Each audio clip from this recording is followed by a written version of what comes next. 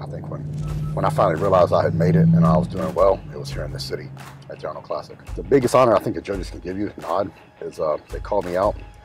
We did the first comparison. It was myself and I think Dennis Wolf, Evan Sinapani, I think Dexter Jackson. We did our mandatories and they told me to step off stage. I knew right there and I'm like, I just knocked this out of the park. You have defeats, you know, sometimes you have some pretty crushing defeats, you know, and you're just like, what do you do? Me, I usually just got mad. I get mad as hell. I go back to the gym the next day and go back to work. You know, sometimes you give 100% and you do everything you can do. 100% ain't enough. And usually, if you work hard enough, you can find somewhere you can improve. And you bring that up, and if you keep doing that over time, you'll win. As long as you give 100%, you shouldn't have any regrets. And I have no regrets.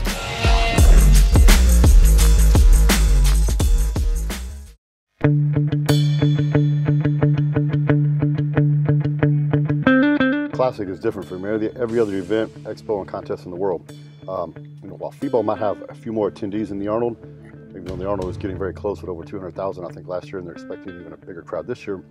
And the Olympia is still the Super Bowl, but because the Arnold has so many athletes, I think the Arnold Classic actually has more athletes than the Olympics does. So, and it's a different feel, you know, for these 3 days in Columbus. This turns into the fitness capital of the world, literally. It's a different feel than FIBO, the Olympia, or any other expo for that matter. This was always my favorite city to compete in.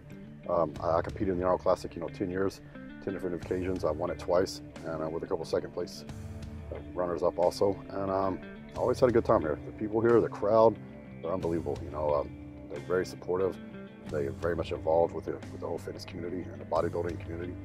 And so every year, the end of February, 1st of March, I always look forward to making this trip up here, and I have some very good memories from this town. You know, I made my first Arnold Classic appearance 2002. I wasn't competing. I was a new pro, rookie pro. Came here with the company, and I was pretty impressed. You know, the Arnold was unlike anything I had seen. So with the expo and everything else. So I competed in my first Arnold Classic in 2006. As many as you may not know, the Arnold Classic is by invitation only. So you can't qualify for it. You have to be invited by Arnold to come and compete. So that was a big honor. The first time I got to go and compete, I took second that year. For the next 10 years, I competed in every Arnold Classic except for one. So after I retired, coming back here for the first time not competing, it was a little strange. You know, working the expo and not being focused, having that tunnel vision. You know, I was actually able to take it in and kind of take a deep breath and kind of enjoy the moment. That's the first time I'd really done that. All those years when you're competing, you're focused on competing. So you come, you go to the booth, you meet and greet. I was always very blessed to have the best fans in the world, but I was focused on being on stage and, you know, my preparation and winning. So I never got to really take it in and enjoy it. So you know, the past couple of years, I'm in a different role as a business owner. I'm still an athlete. I represent GASP and some other companies, but as a business owner myself, I've got a booth this year, my own booth here, Wicked Cuts. So it's a very different feel. I think I enjoy it more now that I'm not competing actually. So you know, but I think the first time I really had a really outpouring of you know, fan support was here at the Arnold Classic, and I remember I went to the meet and greet and I had this giant line of people, and I was like, wow, it humbled me so much to think that all these people came here to see me stand in line to get an autograph or picture. So you know, that's I think when I finally realized I had made it and I was doing well, it was here in this city at the Arnold Classic. You know, people ask me what my greatest memories and victories were in bodybuilding. I always give two answers. You know, the first would be in the national championships in 2001, because back then there was only like 6 Americans that turned pro a year, and out of, you know, I think in the nationals there was 300 people that year, and you know, like 2 or 3 turned pro. However, I think it was 4 or 5 people each weight class wanted to turn pro out of 300, and you had to qualify to get to the nationals. So there was, at the USA, there was about 250, and only 1 person turned pro. So you know, when you want to turn pro, you distinguish yourself from everyone else in the world, and it meant something.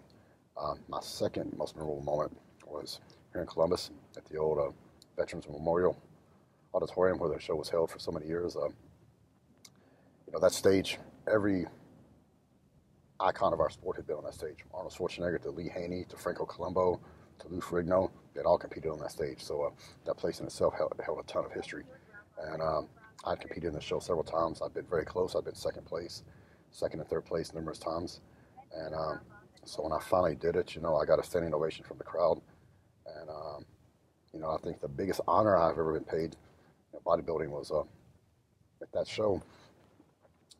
The biggest honor I think the judges can give you, nod, is they called me out. We did the first comparison. It was myself and I think Dennis Wolf, Evan Sinapani, I think Dexter Jackson, and I believe Victor, I think, was in that call out. And we did our mandatories, and they told me to step off stage. And I was like, I knew right then. I'm like, I just knocked this out of the park. And I remember stepping off stage, and I wanted to jump up and down. And I walked off stage, and who was standing there but Arnold Schwarzenegger. And he goes, very good performance. And he shook my hand. And I was just I wanted to jump up and down and scream and yell. I was so excited, but I had to stay chill for a little bit longer until they announced the winner. But that was then when they announced the winner, though, I got a standing ovation from the crowd. So to be honored like that on that stage, that venue was the biggest moment of my life. Then I think another great moment was the following year. Later that year, after I won the Arnold Classic, I've just been second and third at the Olympia. I won the Arnold Classic, and I tore my quad off the bone. And, should have been a career-ending injury. No one had really successfully come back from an injury like that. So this was in August when I did it. The Arnold was in first week of March. I told my wife I'm going to do the Arnold Classic and defend my title 6.5 months later after I had surgery. So, everybody thought I was crazy. But, my wife being my wife, she just went and cooked a big plate of chicken and rice and put it in my lap and said, we better start eating if you're going to win the Arnold. And so I went to work, and 6.5 months later I won. And my daughter was born 3 weeks before that victory. I won the Arnold Classic for the second time. And, that victory taught something to myself. I taught something to myself that you never give up. Even when there's like almost no hope, you don't think it's possible. If you're willing to put the work in and you can take the pain and you're willing to make the sacrifice, there ain't nothing you can't do. It's just willing, if you're just willing to pay the price. And sometimes that price is very, very high. But if you're willing to pay it and you can pay it, you can do anything you want. I've left Columbus on the highest of highs and sometimes the lowest of lows, but I've had more good memories here than bad memories. So, 2015, there's only been twice in my career I thought I was going to win, and I didn't. The second time I thought I was going to win was at the 2015 Arnold Classic. It was me and Dexter Jackson. Dexter is one of the greatest of all time. I think he has more victories than any bodybuilder in history. He's had many more Arnold Classic victories in history, and we went back and forth over the years. That was my fiercest competitor over the years. We went head-to-head more times than anybody else, and he beat me a few times. I beat him a few times, and this particular night, I thought I had the edge, and we talked backstage. He's like, "Man, it's really close." He goes, "I think you might pull it off," and I said, "Yeah, it's real close, man." It could, But in my mind, I'm thinking, "Man, I think I got this one," and I'm pretty honest with myself. When I know usually you can do all the talking and everything you want, but when you get on stage and you know what you look like and you see everybody else, and you usually know inside whether you admit it or not, whether you should win or not. And I thought I had that one. Dexter edged me out for the victory. He looked incredible. Congratulations to him. But I really thought I had that one, and that one was tough. I knew my career was coming to an end, and still be able to get in that kind of top shape. At 40 years old, it was I was very proud of myself. At that age. Of course, Dexter is like ageless. He's 70 something, and still looks like he did when he's 30. Just kidding, Dexter. But that was a tough one. I went to Australia the next week at the Arnold Classic down in Australia, and it was a repeat of the first week. We went 1-2 again. But sometimes you give 100% and you do everything you can do. 100% ain't enough. So what do? You go back to the gym. You look, okay, what can I do better? Can I train better? Can I train harder? Can I diet better? Can I change, can I improve my posing? You look at where you can improve. And usually, if you look hard enough, you can find some area you can improve. And you bring that up, and if you keep doing that over time, you'll win. So, you can't win them all. But as long as you give 100%, you shouldn't have any regrets. And I have no regrets. I did everything I could for that competition, and I was good enough to win. But, Dexter the judges felt a little better that night. So you just get ready for the next one. Being big, seeing the whole picture, the big picture, I think is, I don't think everybody has that ability. Some people are very narrow-minded, their focus is very narrow. So some people, they learn that over time. They might not see the big picture in the beginning, but as they age and get experience and mature, then you see the big picture. So sometimes you can't see the forest because of the trees. And I was fortunate to always see the big picture, even early on in my career. So I realized that hey, one day bodybuilding's gonna be over. Either you're gonna get hurt or you're just gonna get old.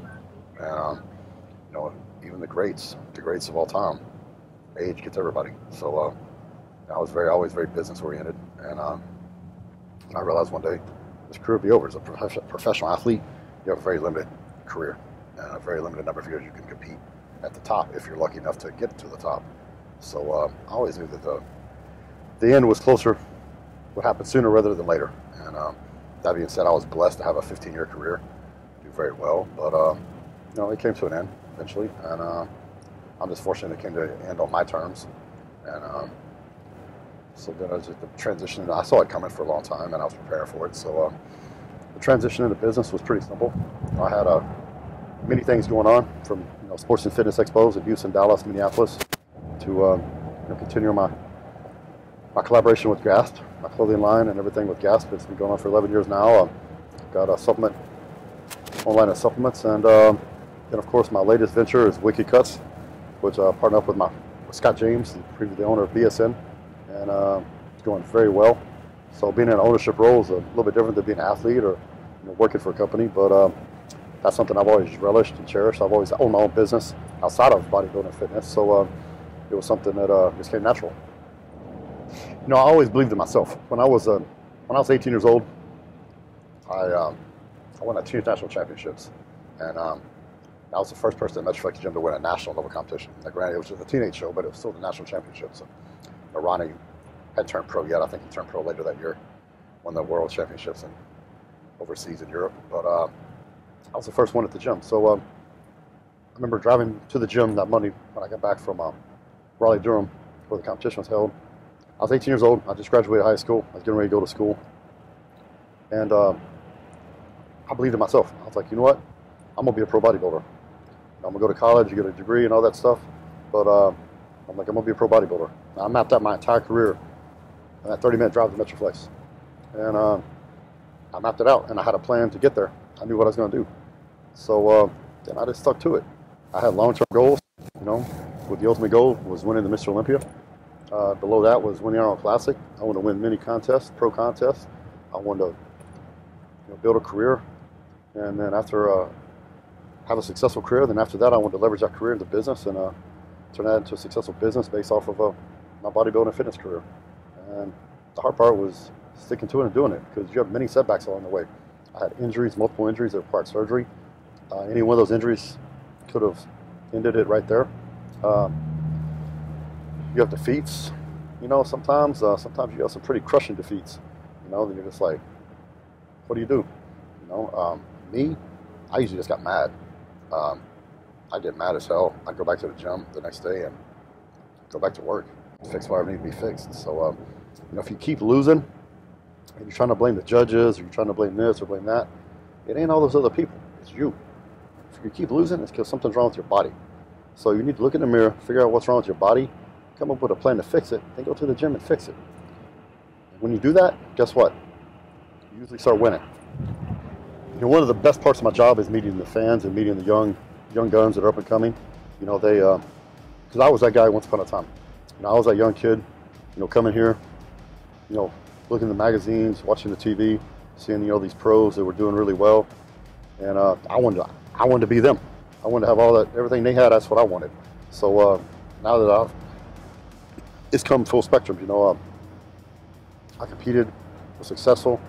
Now I'm retired, and these young guys that are up and coming, young pros, they're just getting started. They want to do what I did. They probably look at me and be like, if he did it, I can do it, because I was the same way. And that's a natural evolution of things. It's got to be that way. You've got to have those young guys coming up that are hungry, that want to succeed, and they want to do better than we did, and take the sport to another level.